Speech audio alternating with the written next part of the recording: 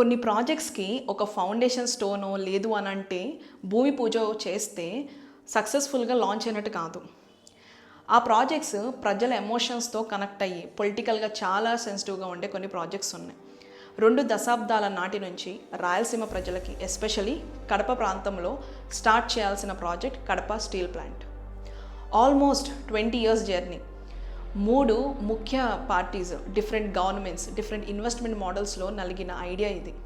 2007లో వైఎస్ఆర్ గారి ఐడియా ఇప్పుడు 2026 వరకు ఎందుకు వెయిట్ చేయాల్సి వచ్చింది? అసలు డిలేకి కారణం ఏంటి? ఇప్పుడు సోషల్ మీడియాలో టీడీపీ వర్సెస్ వైఎస్ఆర్సీపీ మధ్యలో నడుస్తున్న క్రెడిట్ వార్లో నిజం ఏంటి? ఎవరి అచీవ్మెంట్, ఎవరి credit? Let's analyse.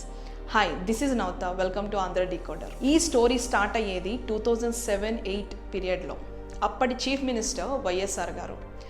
YSR Rayalaseema industrial development కోసం కడపలో ఒక మ్యాసివ్ స్టీల్ ప్లాంట్ని ప్లాన్ చేశారు. గాలి జనార్దన్ రెడ్డికి సంబంధించిన బ్రాహ్మణీస్ ఇండస్ట్రీస్ స్టీల్ ప్లాంట్ ప్రపోజల్తో మొదలైంది. లొకేషన్ అబ్బవరం ఏరియా, జమ్మలమడుగు మండలం. అక్కడ సుమారు 10,000 ఎకరాల ల్యాండ్, 20,000 కోట్ల investment and 10 million tons plus కెపాసిటీతో స్టీల్ ప్లాంట్ని ప్లాన్ చేశారు. గమనించాల్సిన విషయం ఏంటి అంటే ఇది గవర్నమెంట్ ఓనర్షిప్ ప్రాజెక్ట్ కాదు, పూర్తిగా ఒక ప్రైవేట్ సంస్థ చేతుల్లో ఉండే ప్రాజెక్ట్. కానీ ఒక స్టీల్ ప్లాంట్ కట్టాలి అంటే ల్యాండ్ ఒక్కటే ఉంటే సరిపోదు. దీనికి 3 మెయిన్ పారామీటర్స్ చాలా ఇంపార్టెంట్. ఫస్ట్, ఐరన్ ఓర్ నిధులు, భారీ పెట్టుబడులు, ఎగ్జిక్యూషన్ క్యాపబిలిటీ అంటే పనులు పూర్తి చేసే సామర్థ్యం. అయితే ఐరన్ ఓర్ కోసం ఈ ప్రాజెక్ట్ బళ్ళారి ఓబులాపురం బెల్ట్ మీద డిపెండ్ అవుతుందని చెప్పారు. కానీ తర్వాత గాలి జనార్దన్ రెడ్డి మీద వచ్చిన mining allegations, legal problems and permissions issues వల్ల ఈ ప్రాసెస్ మొత్తానికి ఆగిపోయింది. అదే టైంలో వైఎస్ఆర్ గారి సడన్ డెత్తో పొలిటికల్ సిచ్యువేషన్ ఆంధ్రది మొత్తం మారిపోయింది. రిజల్ట్, ప్రాజెక్ట్ పేపర్ మీదే ఉండిపోయింది, ఎగ్జిక్యూషన్ స్టేజ్కి వెళ్ళలేదు. తర్వాత 2014లో ఆంధ్రప్రదేశ్ బైఫర్కేషన్ జరిగింది. ఏపీ రీఆర్గనైజేషన్ యాక్ట్ 2014లో ఉన్న 13 స్కెడ్యూల్లో కడప స్టీల్ ప్లాంట్ గురించి మెన్షన్ చేశారు. కానీ ఇక్కడ ఒక చిన్న ట్విస్ట్ ఉంది. యాక్ట్లో డైరెక్ట్గా స్టీల్ ప్లాంట్ కంపల్సరీగా కన్స్ట్రక్ట్ చేయాలి అని చెప్పలేదు. సెయిల్ అంటే స్టీల్ అథారిటీ ఆఫ్ ఇండియా 14 డిసెంబర్లో సెయిల్ ఒక రిపోర్ట్ ఇచ్చింది. అందులో ఈ ప్రాజెక్ట్ ఫినాన్షియల్లీ వైబుల్ కాదు అని చెప్పేసింది. అంటే అసలు ప్రాఫిట్స్ ఎక్కువగా రావు, దీనివల్ల ప్రజాధనం మీద ఎక్కువ ఒత్తిడి పడే ఛాన్సెస్ ఉంటాయి అని, మనీ ఇన్వెస్ట్ చేసినా యూజ్ ఉండదు అని తేల్చేసింది. దీనికి సెయిల్ 2 ముఖ్యమైన కారణాలు చెప్పింది. మొదటిది, స్టీల్ ప్లాంట్కి డికేడ్స్ పాటు స్టడీగా ఐరన్ ఓర్ సప్లై ఉండాలి. రెండవది, స్టీల్ మ్యానుఫ్యాక్చరింగ్కి హై క్వాలిటీ కోల్ కావాలి. ఇండియాలో ఇది లిమిటెడ్గా ఉంటుంది కాబట్టి ఇంపోర్ట్స్ మీద డిపెండ్ అవ్వాల్సి వస్తుంది. ఆ టైంలో సిబిఎన్ సీఎంగా ఉన్నారు. సెంట్రల్లో బీజేపీ, స్టేట్లో టీడీపీ అలయన్స్గా గవర్నమెంట్స్ నడుస్తున్నాయి. స్టీల్ ప్లాంట్ కోసం వీళ్ళు నెగోషియేషన్స్ జరిగాయి. 2016లో టాస్క్ ఫోర్స్ కూడా ఫామ్ అయింది. ఎన్ఎండిసి, ఆర్ఐఎన్ఎల్ లాంటి సంస్థలతో మాట్లాడిన funding, iron ore linkages issues clear కాలేదు. 2018లో సినారియో మారింది. Special category status and bifurcation promises మీద సెంటర్తో విభేదించిన టీడీపీ ఎన్డీఏ నుంచి బయటికి వచ్చింది. ఆ టైంలో సిబిఎన్ అండ్ టీడీపీ అగ్రెసివ్గా బీజేపీ మీదకి వెళ్ళారు. సెంట్రల్ గవర్నమెంట్ మీద ప్రెజర్ పెంచాలని 27 డిసెంబర్ 2018న చంద్రబాబు నాయుడు గారు మైలవరం మండలంలో ఉన్న కంబాలదిన్నె విలేజ్లో కడప స్టీల్ ప్లాంట్కి ఫౌండేషన్ స్టోన్ వేశారు. మొత్తం 3,000 ఎకరాల్లో 20,000 కోట్ల పెట్టుబడి, 3 million tons పర్ ఇయర్ కెపాసిటీతో విజన్తో దీన్ని స్టార్ట్ చేశారు. కానీ స్టేట్ బడ్జెట్ మీద ఈ భారీ ప్రాజెక్ట్ ఎంత భారం అవుతుంది, బ్యాంక్ నుంచి ఫండ్స్ ఎలా తీసుకుని వస్తారు, క్లారిటీ కంప్లీట్గా చెప్పలేదు సిబిఎన్. ఇంకా 2019 ఎలక్షన్స్ వచ్చాయి. 2019లో గవర్నమెంట్ మారింది. జగన్మోహన్ రెడ్డి గారు సీఎం అయ్యారు. ఆయన ఈ ప్రాజెక్ట్ నేమ్ని మార్చి తన ఫాదర్ లెగసీకి కనెక్ట్ చేస్తూ వైఎస్ఆర్ స్టీల్ కార్పొరేషన్గా మార్చారు. లొకేషన్ని కంబాలదిన్నె నుంచి జమ్మలమడుగు రీజన్లో ఉన్న సున్నపురాలపల్లి, పెద్దనందలూరు బెల్ట్కి షిఫ్ట్ చేస్తూ 23 డిసెంబర్ 2019న మళ్ళీ భూమి పూజ చేశారు. ఈ ప్రాజెక్ట్కి ఇది 3rd లొకేషన్. 3 సార్లు 3 ఏరియాల్లో ఫౌండేషన్ అనేది వేశారు. ఈ ప్రాజెక్ట్కి 3rd లొకేషన్ ఇది. తర్వాత వైఎస్ఆర్సీపీ గవర్నమెంట్ ఒక ప్రాక్టికల్ రియాలిటీని యాక్సెప్ట్ చేసింది.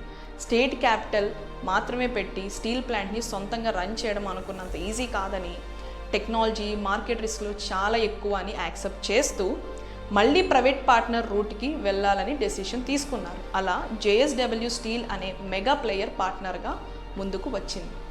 15 ఫిబ్రవరి 2023న జేఎస్డబ్ల్యూతో కలిసి ఇంకోసారి ఫౌండేషన్ స్టోన్ పడింది. అయితే వైఎస్ఆర్సీపీ సపోర్టర్స్ చెప్పే స్ట్రాంగ్ పాయింట్ ఇదే, జేఎస్డబ్ల్యూ లాంటి జైంట్ ఇన్వెస్టర్స్ని టెక్నికల్ క్లియరెన్స్తో అలాట్మెంట్ ఆర్డర్స్ ఇచ్చి ఇవన్నీ చేసింది జగన్ గారే అని చెప్పి వార్ స్టార్ట్ అయింది. ఇప్పుడు ఏదైతే ఈ జేఎస్డబ్ల్యూ మోడల్ ఉంది కదా, ఈ మోడల్ ప్రకారం ఫుల్గా గవర్నమెంట్ ఓన్డ్ ప్లాంట్ కాదు ఇది. ఈ ప్రాజెక్ట్లో గవర్నమెంట్ ల్యాండ్ పరంగా కానీ వాటర్, పవర్ కనెక్టివిటీ అండ్ మిగతా పర్మిషన్స్కి సపోర్ట్ ఇస్తుంది. జేఎస్డబ్ల్యూ కంపెనీ వచ్చేసి financial investment, technology, construction and operations చేసుకుంటూ ఉంటుంది. గవర్నమెంట్కి డైరెక్ట్ ఓనర్షిప్ లేకపోయినా కూడా ఆ రీజన్లో జాబ్స్, లోకల్ ఎకానమీ, ట్యాక్సెస్ వల్ల రీజన్ కొంచెం బాగుపడుతుందని వైఎస్ఆర్సీపీ గవర్నమెంట్ ఈ ఇనిషియేటివ్ తీసుకుంది. వైఎస్ఆర్ గారి హయాం నుంచి ఇప్పుడు వచ్చిన సిబిఎన్ గారి దాకా అంటే 2006 నుంచి 2026 మధ్యలో ఒక 4 ఫౌండేషన్ స్టోన్స్ అనేది వేశారు కదా. లొకేషన్స్ అన్నీ మారుతూ వచ్చినాయి, కానీ ఫైనలైజ్గా సున్నపురాలపల్లి లొకేషన్లోనే దీన్ని కంటిన్యూ చేస్తున్నారు ప్రజెంట్ కూడా. లార్జ్ స్కేల్ ప్రాజెక్ట్కి ఇలాంటి కంటిన్యూటీ ఉండడం స్టేట్కి చాలా అవసరం. అండ్ ఆల్సో ఇది పీపుల్ అనే వాళ్ళు వెల్కమ్ చేస్తారు దీన్ని. అదే కంటిన్యూటీ తోటి మొన్న 3 July 2026 Chandrababu Naidu garu JSW Rayalaseema steel plant primary construction వర్క్స్ని అఫీషియల్గా లాంచ్ చేశారు. టీడీపీ సపోర్టర్స్ ఇప్పుడు దీన్నే మేజర్ హై పాయింట్గా చూపిస్తుంది. Actual ground level construction work start అయ్యింది, ఇప్పుడు స్టార్ట్ చేసింది సిబిఎన్ గారే అని చెప్పి. ప్రజెంట్ ఈ ప్రాజెక్ట్ సైజ్ చూస్తే టోటల్ 16,350 crores ఇన్వెస్ట్మెంట్ ప్లాన్ ఉంది. అయితే ఏపీఐసిసి నుంచి ఎగ్జాక్ట్ ఫ్యాక్టరీ సెటప్ కోసం ట్రాన్స్ఫర్ అయిన ల్యాండ్ వచ్చేసి 1100 ఎకరాలు. ఫేజ్ 1 కింద 4,500 కోట్ల లేఅవుట్తో 1 మిలియన్ టన్ పర్ యానం కెపాసిటీతో వర్క్ స్టార్ట్ అవుతుంది. సిబిఎన్ లాంచ్ చేసిన టైంలో ఆయన స్పీచ్ కనుక మీరు గమనిస్తే ఈ మెషినరీస్ కానీ మొత్తం ఈ ఫేజ్ 1 అనేది 24 monthsలో అంటే 2028 కల్లా ఫినిష్ చేయాలి అని చెప్పారు. కానీ యాక్చువల్ టెక్నికల్ టైం లైన్ ప్రకారం డీటెయిల్స్ చూస్తే ఇంటర్నల్గా ప్రొడక్షన్ యూనిట్స్ రన్ అయ్యి కమర్షియల్గా ఆపరేషన్స్ ప్రాపర్గా స్టార్ట్ అవ్వాలి అంటే ఏప్రిల్ 2029 దాకా పట్టొచ్చు. ఫుల్ ఎక్స్పాన్షన్తో second phase full fledged operation setup చేసేది 2034. సో ఫైనల్గా కడప స్టీల్ ప్లాంట్ క్రెడిట్ ఎవరిది? అసలు ఈ ఐడియాని ఇంట్రడ్యూస్ చేసి ఫస్ట్ ఇండస్ట్రియల్ పుష్ ఇచ్చింది వైఎస్ఆర్ గారు. సేల్ చెప్పిన రిపోర్ట్స్ని పక్కన పెట్టి అప్పట్లో సెంట్రల్ గవర్నమెంట్తో నెగోషియేషన్ చేసి ఐడియాని డెడ్ అవ్వకుండా చేసింది సిబిఎన్. ఎందుకంటే 2018 స్టేట్ ఓన్డ్ ప్రాజెక్ట్ మోడల్తో ఫౌండేషన్ స్టోన్ వేశారు. ఆ తర్వాత ప్రైవేట్ పార్ట్నర్షిప్ మోడలే బెస్ట్ అని యాక్సెప్ట్ చేసి జేఎస్డబ్ల్యూని లైన్లోకి తెచ్చింది జగన్ గారు. ఇప్పుడు అదే ప్రాజెక్ట్ని ఫార్వర్డ్కి తీసుకెళ్ళి గ్రౌండ్లో కన్స్ట్రక్షన్ పుష్ చేస్తుంది మళ్ళీ సిబిఎన్. ఇక్కడ డిలేకి ఏ ఒక్క పార్టీనో బ్లేమ్ చేయలేము. ఇంకా క్రియేటివ్ వార్స్ అంటారా? మీలో మీరు కొట్టుకొని చావండి. Thank you. జై హింద్.